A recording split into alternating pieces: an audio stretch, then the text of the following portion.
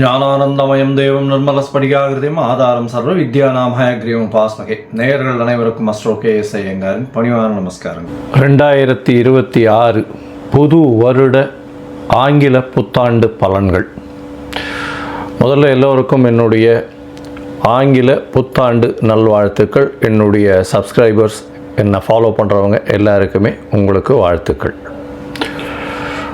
சரி, இந்த 2026 புது வருஷம், எதனால் நம்ம இதை புது வருஷம்னு சொல்கிறோம் அப்படின்னா, ஃபினான்ஷியல் நியூ இயர் அப்படின்னு சொல்லக்கூடியது, அதாவது உலகம் மொத்தமே கடைபிடிக்கக்கூடிய கேலண்டர் இயர்னு சொல்லக்கூடிய 2026 வருடம் ஜனவரி மாதம் 1ஆம் தேதி அதிகாலை 00 hours அப்படின்னு சொல்லக்கூடிய விஷயத்தை இந்த வருஷம் மார்கழி மாதம் 16ஆம் தேதி பிறகுறது. இந்த வருஷம் பார்த்தாலேயானால் நட்சத்திரம்னு பார்க்கும்போது ரோகிணி 1ஆம் பாதம், ரோகிணி நட்சத்திரத்தில் சந்திரன் உச்சம் பெற்ற நிலையில் பிறக்கக்கூடிய காலகட்டமாக அமைகிறது.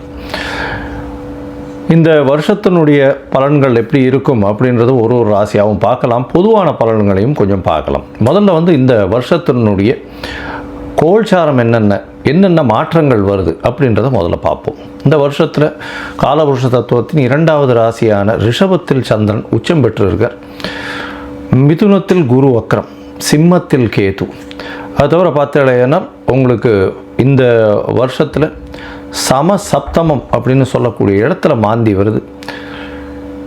அதாவது இந்த வருஷம் பிறக்கும்போது 8ஆம் இடத்துல 4 கிரகங்கள், மாத கிரகங்கள்னு சொல்லக்கூடிய சூரியன், செவ்வாய், புதன் மற்றும் சுக்கிரன் இருக்கார். சனியும் ராகுவும் கும்பத்தில் இருக்கார். இந்த வருஷத்தில் பார்த்தீங்கன்னா வரக்கூடிய மாறுதல்கள் அப்படின்னு சொல்லப்போனால், எடுத்த உடனே 17/3/2026 அன்னைக்கு குரு வக்ர நிவர்த்தி ஆகுது. அதற்கு முன்னாடி பார்த்தோன்னா 6/3/2026 அன்னைக்கு சனி கும்பத்தை விட்டு மீனத்துக்கு போகிறார். அதனால் மேஷ ராசிக்காரர்களுக்கு 7.5 சனி ஆரம்பிக்கிறது. மகர ராசிக்காரர்களுக்கு 7.5 சனியிலிருந்து விடுதலை பெறுறது. இது ரெண்டும் ஒரு முக்கியமான விஷயம். அதே மாதிரி விருச்சிக ராசிக்காரர்களுக்கும் அர்த்தாஷ்டம சனி போகிறது. கடகராசிக்காரர்களுக்கு அஷ்டம சனியும் போகிறது. இது மாற்றங்கள். அதே மாதிரி பார்த்தாலேயானால் 17/3/2026 குருவினுடைய வக்ர நிவர்த்தி, குரு மிதுனத்தில் வக்ர நிவர்த்தி அடைகிறார் 17/3 அதற்கு பிறகு பார்த்தாலேயானால் 26/5/2026 குரு மிதுனத்திலிருந்து கடகத்துக்கு போகிறார்.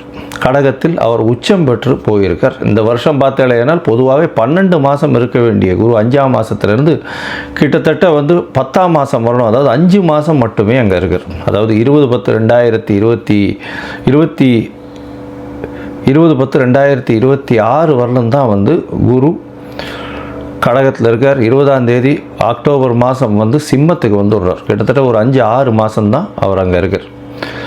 இந்த மாதத்தில் வரக்கூடிய அடுத்த ஒரு பெரிய பயிற்சின்னு சொல்லக்கூடியது 13/11/2026 ராகு கேத்துவின் பயிற்சி. அதாவது ராகு கேத்து இரண்டுமே நிழல் கிரகங்கள். அதாவது அது சாயா கிரகங்கள் அப்படின்னு சொல்லக்கூடிய அவர்கள் நிழல் கிரகங்கள். தனித்துவம் என்பது அவர்களை பொறுத்தவரையிலும் கிடையாது. எந்த இடத்தில் இருக்கிறார்களோ அதை சார்ந்தே அந்த கிரகங்கள் நல்ல ஒரு ஏற்றத்தையும் இரக்கத்தையும் கொடுக்கக்கூடியது. இந்த வாட்டி பார்த்தாலேயானால் கும்பத்திலிருந்து மகரத்திற்கு ராகுவும், கேது சிம்மத்திலிருந்து கடகத்திற்கும் செல்கிறாங்க. அதாவது 13/11/2024 ஒரு 1.5 மாதம் முன்னாடி, இந்த வருஷத்தினுடைய கடைசி நாளில், கடைசி காலத்தில். சரி, இந்த மாதத்தில் என்னென்ன மாற்றங்கள் இருக்குது, இந்த வருஷத்தில் எப்படி இருக்கும், பொதுவாகவே என்னென்ன விஷயங்கள் நடக்க போகிறது அப்படின்றதையும் பார்க்கலாம். இந்த வருஷத்தில் பார்த்தாலேயானால் வருஷம் பிறக்கும்பொழுது கன்னியா லக்னத்தில் இருக்குது. 10ஆம் இடத்துல அதாவது குரு இருக்கார், பரிவர்த்தனை யோகத்தில் இருக்கார். குருவும் புதனும் பரிவர்த்தனை யோகம், 4-10 பரிவர்த்தனை மிகப்பெரிய ஏற்றம்.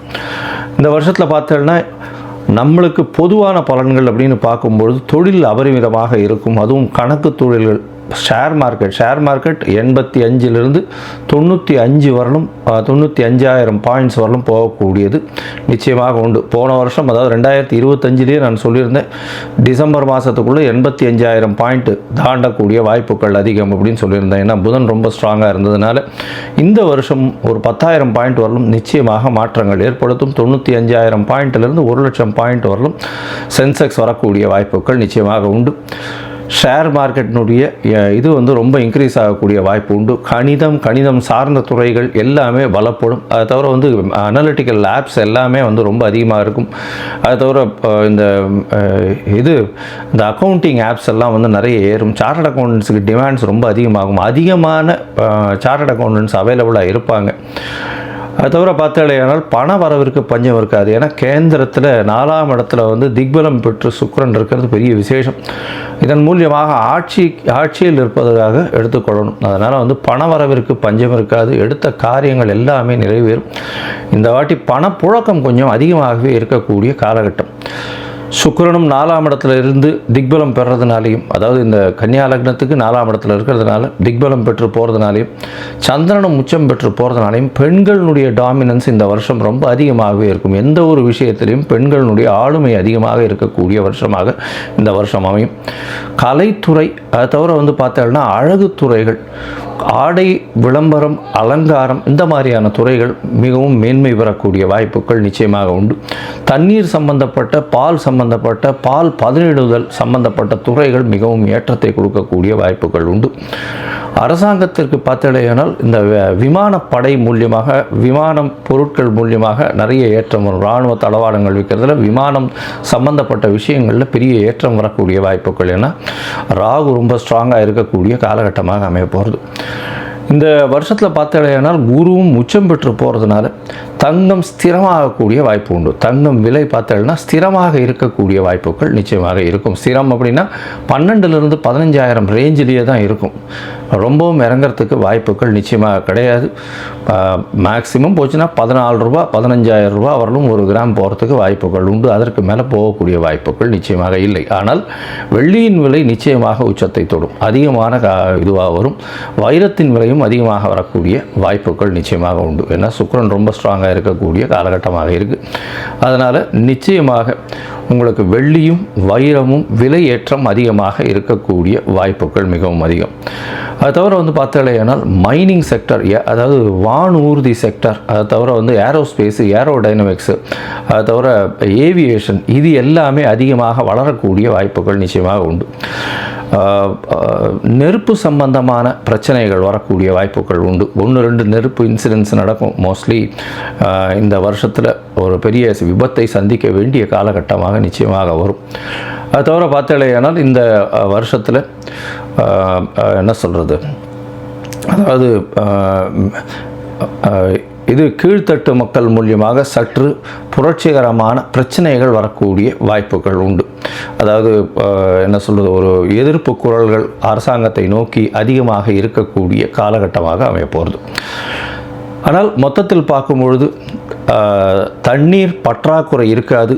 அதிகமான மழை பெருக்கம் இருக்கக்கூடிய வாய்ப்புகள் அதிக மழை வர்றதுனால வெள்ளங்கள் அதிகமாக இருக்கும். வெள்ளத்தின் மூலியமாக பயிர்கள் வேஸ்டாக போகக்கூடிய வாய்ப்பு. ஒரு பக்கத்தில் மழை அதிகமாக கொட்டி பயிர்கள் வேஸ்ட் ஆகக்கூடிய வாய்ப்புகள், அதாவது உணவு தானியங்கள் வேஸ்ட் ஆகக்கூடிய வாய்ப்புகள் உண்டு. இந்தியாவினுடைய ஏற்றுமதி இறக்குமதி சற்று பாதிக்கக்கூடிய வாய்ப்புகள் நிச்சயமாக இருக்கும். இந்த வருஷம் பார்த்தாலேயானால் ஏற்றமான காலம், இந்திய மக்கள் அனைவருக்குமே நல்ல ஒரு ஏற்றமான காலமாக அமைய போகிறது. நல்ல ஒரு பண வரவும் இருக்கும், பணம் பரிவர்த்தனையும் அதிகமாக இருக்கும், பண ரொட்டேஷன்ஸ் அதிகமாக இருக்கும், கையில் பணப்புழக்கமும் அதிகமாக இருக்கக்கூடிய காலகட்டமாக அமைய போகிறது. சரி, இப்போது மேஷம் முதல் ஒரு ராசியாக வந்து இந்த வருஷம் எப்படி இருக்குது அப்படின்றத பார்க்கலாம். 2026 இந்த மாறுதல்களை வைத்து பார்ப்போம்.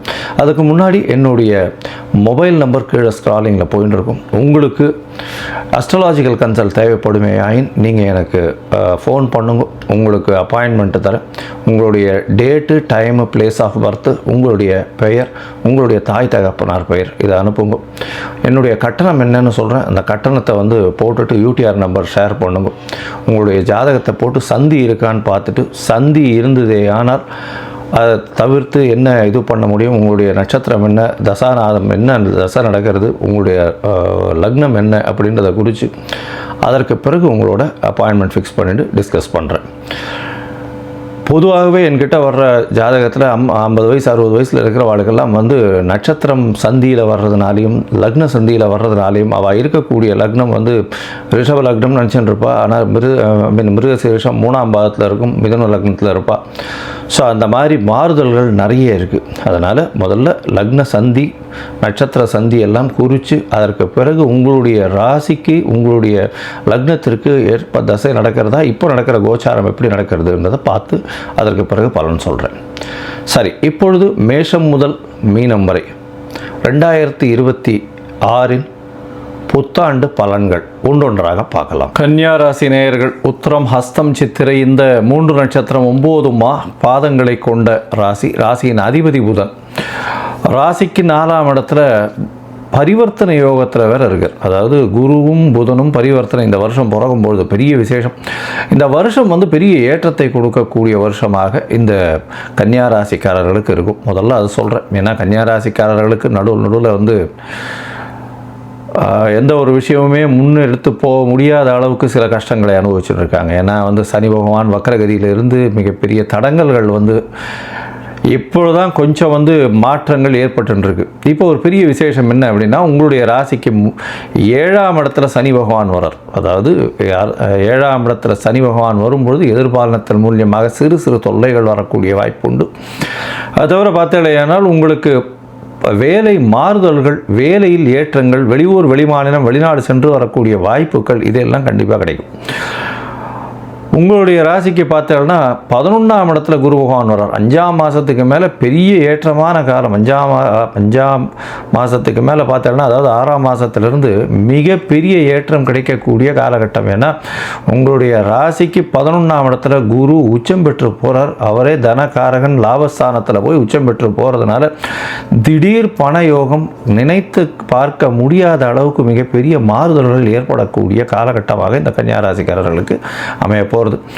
உடல் நிலையில் நல்ல ஒரு ஏற்றம் இருக்கக்கூடிய காலகட்டம். இருப்பினும் சனியின் பார்வை இருக்கிறதுனால சற்று சில நேரங்களில் பின்னடைவு ஏற்படக்கூடிய வாய்ப்புகள் நிச்சயமாக உண்டு.